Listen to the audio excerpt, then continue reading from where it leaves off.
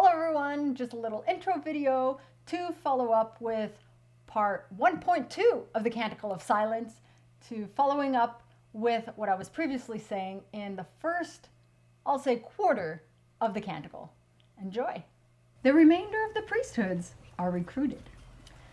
But the designs of Beauty's high priest demanded more.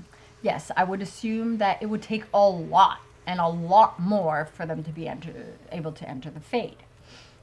No small sacrifice would open the gate. More sacrifice, potentially more blood. And so the High Priest of Silence went forth again. To the Watchman of the Night, associated with Luzacan, the yet-to-be 7th Blight, potential of Anurus Falondine. And the Forge Rite of Fire, associated with Tote from the 3rd Blight, potential of Anurus Siles. To the Appraiser of Slavery, associated with Andoral from the 4th Blight, potential of Anurus El Garnan. And the Augur of Mystery, associated with Razikali of the yet-to-be 6th Blight, potential of Anurus Dirthamen. And last of all, to the Madman of Chaos. Madman. So could the madman have been mad enough to call himself a maker? Who knows? Chaos is associated with Zazikel of the 2nd Blight, the potential of Anurus Gilanane. And of course, we know that Corypheus is from Dumat, potential of Anurus Andril, and Urthemiel, associated with the Architect, potential of Anurus June. The words of silence were revealed. Jealousy and torment consumed them all, for no dreamer wished to aid the others in the least measure. Yet none could bear that rivals might walk in the light of their gods when they did not. So they all want to go. They all want to be the first, okay? And they want to be the only one to enter the city. They don't want the other ones to have this opportunity. But since they don't want to miss out and not enter the Fade, if everyone else is going to enter the city anyway, well, they're going to help each other because they have to, and they're going to enter the city together so that no one is left out and no one is the only one entering the city. And it's a very cunning plan by the old gods, I have to say. And it seems kind of silly in a way, like, I don't want you to be the only one, and I don't want to be left out, and I know that you need me and I need you, so I'm gonna go with you, and we're gonna make sure that we all go together at the same time so that no one is first. So each retired to their temples and sought wisdom from the voice of their own god. So everyone separately is going to talk with the old god associated to them. He's obviously going to say them the same thing. And they're going to make sure that Corypheus and the Architect aren't lying. And each god gave them the same commandment. Of course, all the old gods, they're in on it. They're in on this plan. They came up with this plan together. So of course they're all going to say the same stuff to each one of them so that they all work together to make this happen. Because they know, the old gods know that they need all of them to work together, all their power to make it happen. They need them all. So they got to convince them all. The unreachable gate must open. Open the gates. And each was promised power and glory beyond all reckoning, if they would only come to the feet of the gods and ask. So of course they all give the same promise to each Magister so that they all work, so that they all do what they have to do, what the old gods want them to do. And they're going to do what's necessary because they all want to be the only one. They all want to be the first, the praised ones, the honored ones by the old gods. So the old gods need this to make it happen. So this is their motivation. And so they joined in secret, telling none who were not of the temples of their designs. So only the Magisters with their acolytes and their under priests. And in Minrathus, the capital city of Tevinter, in the heart of the Archon, the Tevinter mage ruler, a sliver of fear grew, foreshadowing, stabbing like a wound, though he knew not why. So you gotta trust your gut, man. if you're the mage ruler of Tevinter and something's telling you something's not right, you gotta follow that feeling. Silent 2. The 7 high priests prepare. The Imperium slept. In the lofty palaces, mages dreamed of the Maker's palace, golden and shining. So I thought they didn't know that of the Maker's existence. So technically, although written after Andraste's death, although the Chant of Light was written as though the Maker had always existed, these events in the Canticle of Silence happened before the Maker appeared to Andraste. So technically this takes place before the events of the Canticle of Andraste. And as we discovered, the Maker told her that everyone had forgotten about him. They didn't remember him because no one knew about the Maker. She didn't know the Maker. No one knew of the Maker. She was the first to speak of him, to know him, and to spread that of the Maker's existence. So if that's so, mages can't be dreaming about the Maker here. If everyone forgot the Maker and no one knew about the Maker, how can they be dreaming of the Maker? How can they know that it's the Maker's palace? Maybe it's just written that it's the Maker's palace because they know it to be that now. But it doesn't make sense to me because they don't know the Maker here. So this is one of those inconsistencies in the Chant of Light that only scholars looked into and questioned.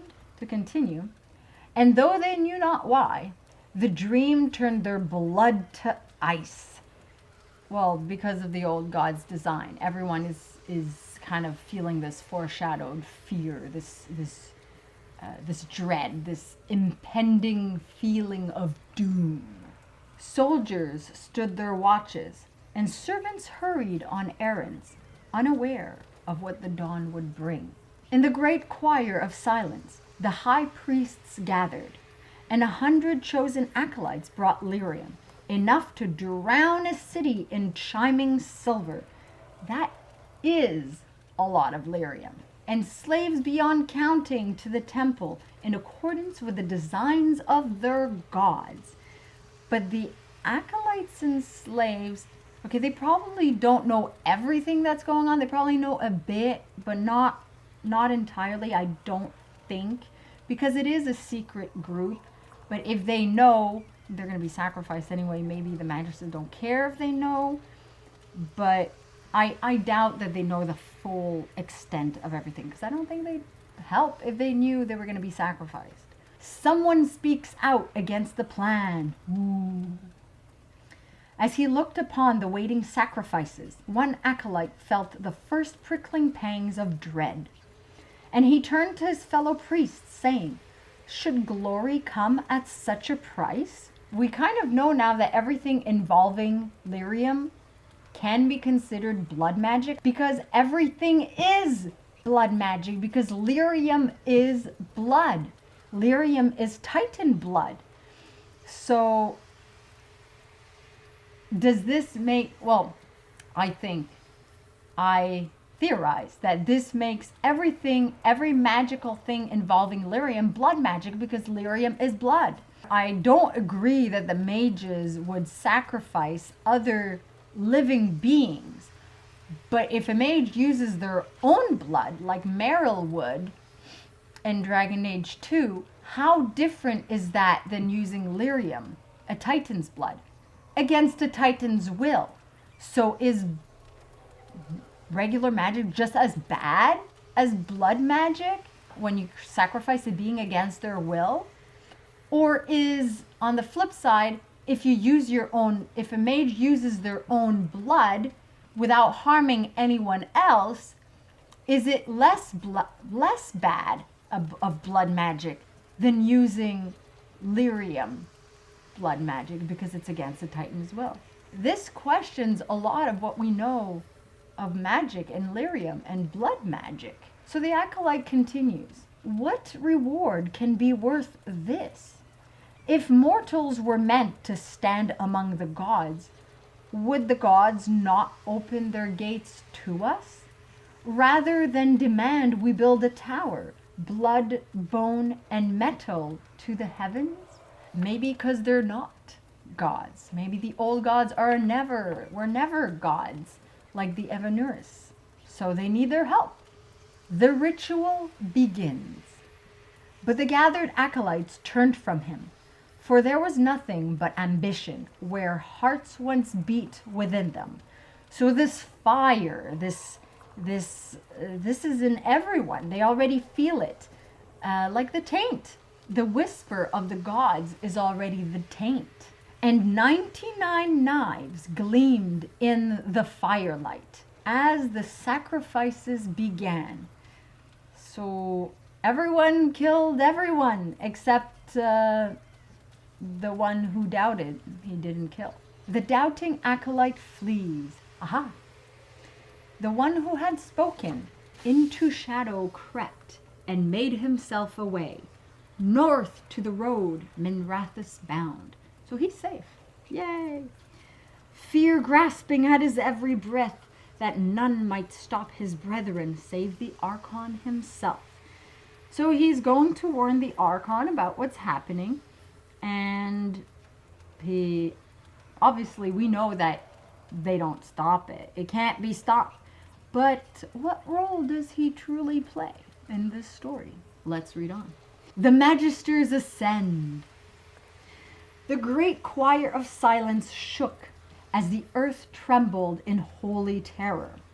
A wordless scream, as if from the legions of the dead slaves rose to the zenith of the black sky. Wordless scream, choir of silence, makes sense. And Legion of the Dead. Legion of the Dead is the name of the Dwarven warriors who go down to the deep roads, and they're considered dead, and they fight Darkspawn, they fight the Blight. Could this somehow be associated with dwarves in some way? I don't see how. I'm not able to see the links. The only thing I see is the Legion of the Dead. Let me know if you find anything else in here that I may have missed that might link to the dwarves. Before the might of the 7 Magisters Sidereal, the veil shattered like the flimsiest glass. Well, if the old gods are Evanuris, they're trying to bring down the veil. Because when they were locked up, the veil was created. So of course the veil would shatter. They're trying to bring it down. Maybe that was their goal. Maybe it failed. They're trying to bring down the veil because Fen'Harel created the veil when he locked them up. And obviously it didn't work. The veil wasn't, the veil shattered, but the veil wasn't removed. So maybe they failed. Maybe their plan actually failed, and maybe that's why they didn't just walk out of the city. This leads to another kind of theory. So they were whispering to men, and the veil was created, Fen'Harel locked them up. Could they have whispered lies to Solus? Could they have tainted Solus somehow? Not in the same way, because he's one of them, so he can't carry the blight like the Magisters can. But then maybe his mission is completely unfounded, and maybe he has to just be snapped out of it. And maybe that's the way to prove him wrong, to prove that they were lies whispered to him by the Evanuris, and that everything that he thinks was part of the taint that they were trying to instill in him. And he was like, whoa, okay, this is all wrong. Let's start thinking differently. But I digress. Dream and waking lay before their feet, 2 paths diverging. Into the dream they strode, dauntless, for nothing in the realm of gods or man could keep them from their promised prize. Yes, well, they all want to be the first. They can picture it themselves, and they can push and shove each other all they want. They will all want to be the first above all the others. No, me first. No, me first. No, me. Allow me. The Magisters enter the Golden City. The minds of all lay bare before the 7, but no mere machinations against the sleeping had brought them hence. By blood and lyrium were they drawn inexorably to the unreachable city, the heart of all creation. Is it really the heart of all creation? And so from what I understand, they saw everyone's dreams, that they were just like kind of floated to the city, like kind of like drawn to it. At a touch, the gate swung open, and the light parted before them like a curtain, swept aside by nothing, fearful to touch them, and none saw the black mark spreading like a sore upon the shining gate where mortal hand had lain. So, blaming the Magisters for the taint, perhaps the old gods knew that it would create, that them touching would create this black mark, and that's what they were trying to achieve. Maybe this black mark is what they need to be able to escape their prison. They came there, they touched this gate. They were there because the old gods told them to. They did what they were told. So technically it's not their fault, sort of. So I'm going to end this here on this sort of cliffhanger, and I'm going to complete the Canticle of Silence in my next video. We'll find out what actually happened, or we'll try to decipher what actually happened. So once again, feel free to comment in the comment section below. Maybe I missed some details in here, so feel free to point those out. And like this video if you like it, share with people who are as geeky and obsessed as I am. And yeah, subscribe if you're not already a subscriber, and I'll see you in the next video. Masaranas.